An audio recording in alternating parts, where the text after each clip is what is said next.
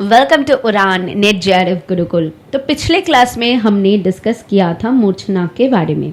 अगर आप पिछले क्लास नहीं देखे थे तो ज़रूर से जाके देख लीजिएगा, वहाँ पर पूरा डिटेल्स में हमने डिस्कस किया था। तो जैसे मैंने कहा था कि आज के क्लास में मैं तान के बारे में आपके साथ सारी कुछ डिस्कस करूँगी। तो चलिए एक एक करके हम पढ़ना स्टार्ट करते हैं। तो पहली बात तो यहाँ पर जो तान है, एंशियंट टाइम में जो तान होती थी उसको पहले हम पढ़ते हैं। जैसे आर्चिक तान, गाथिक और सामिक, स्वरांतर, औरव, शारव, संपूर्ण। ठीक है, तो अभी इसको थोड़ी सी डिटेल में पढ़ते हैं। जैसे कि आर्चिक तान होती है, वो तान सिर्फ एक नोट को लेकर ही वो तान आप कर सकते हो। जो गाथिक तान है वहाँ पर 2 नोट्स यूज होती है।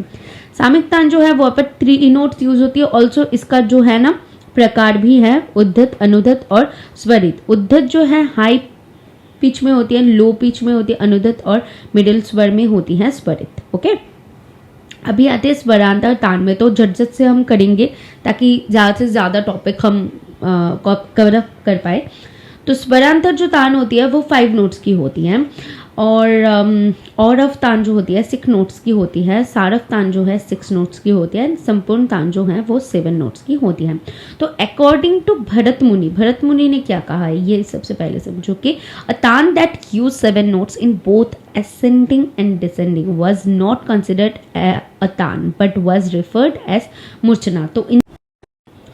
तो इनकी जो मतभेद है वो थोड़ी सी अलग है कि इनका मत है कि 7 नोट्स में सिर्फ आरोह अवरोह में आप कर रहे हो वो कंसिडर नहीं किया जाएगा कि वो तान है, लेकिन उसको मूर्छना हम कंसिडर कर सकते हैं। ठीक है, तो फिर डिफरेंट टाइप ऑफ तान क्या होती है, तो क्या है वो थोड़ी सी हम डिस्कस कर लेते हैं। जैसे कि छूट की तान होती है। छूट की तान क्या होती है कि जब आप सा में रिटर्न आते हो, ठीक है, मिडिल तार सप्तक की सा होती है, तो वहां पर अगर मिडिल ऑक्टेव के साथ रिटर्न आते हो तो वो होती है। जबरे की तान क्या होती है, तो फैयाज खान जो है इसके लिए बहुत ज़्यादा पॉपुलर थे जबरे की तान के लिए। और फिर दानेदार तान हम ज़्यादातर लोग ज़्यादा मतलब यूज़ करते हैं क्लियरली, सभी स्वर का एक क्लियर सुनाई देना, है ना। फिर है आर्चिक तान।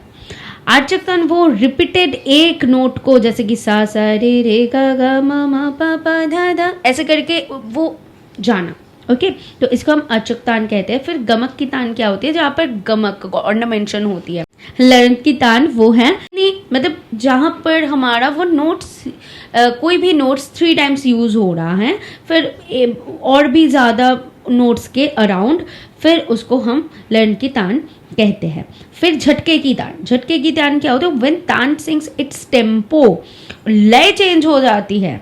ठीक है, तो वहां पर वो झटका देके एकदम से लय चेंज हो जाती है, तो उसको हम झटके की तान कहते हैं। एग्जाम्पल, तान बिगिंस इन डबल टेम्पो में एक तान अपने स्टार्ट किया है, सडनली शिफ्ट कर लिया अपने वो, और से डबल से भी डबल, ठीक है, या फिर कोई और रिदम में स्लो कर लिया। तो ये जो होती है झटका देकर एक लय से लेकर दूसरे लय तक, तो उसको हम झटके की तान बोलते हैं। ऐसे भी हालंग की तान होती है, बोल तान होती है। बोल तान हम बहुत सारे लोग यूज करते हैं, जैसे कि singing in the manner of a तान दैट यूजेस वेरी मेलेडी, मतलब धुन के साथ जो एक लिरिक्स, सपोज आप कोई बंदिश गा रहे हो तो बंदिश का एक आप लिरिक ले लेना, वो वर्ड एक ले लेना, और वो वर्ड को लेकर फिर जो स्वर की एक मेलोडियसली उसको तान के आकार में प्रेजेंट करना, उसको ही हम कहते हैं बोलतान।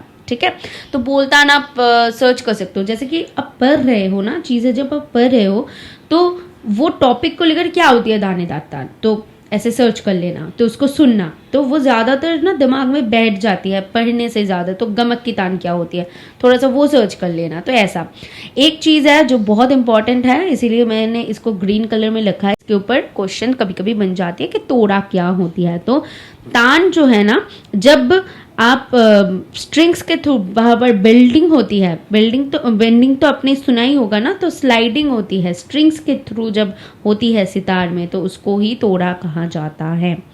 ठीक है, तो ये रही आज की तान के टॉपिक। होप आपको इससे कुछ मदद हुई है, तो ज़रूर से मुझे बताना कमेंट में बताते जाना, और ऐसे ही और इम्पॉर्टेंट टॉपिक लाते जाऊँगी और गाइड करती जाऊँगी। आप बस सब्सक्राइब कर लेना ताकि इसकी नोटिफिकेशन आपको मिलती जाए। ओके, सो आज के लिए यही तक, कल फिर से मिलूँगी। Bye bye.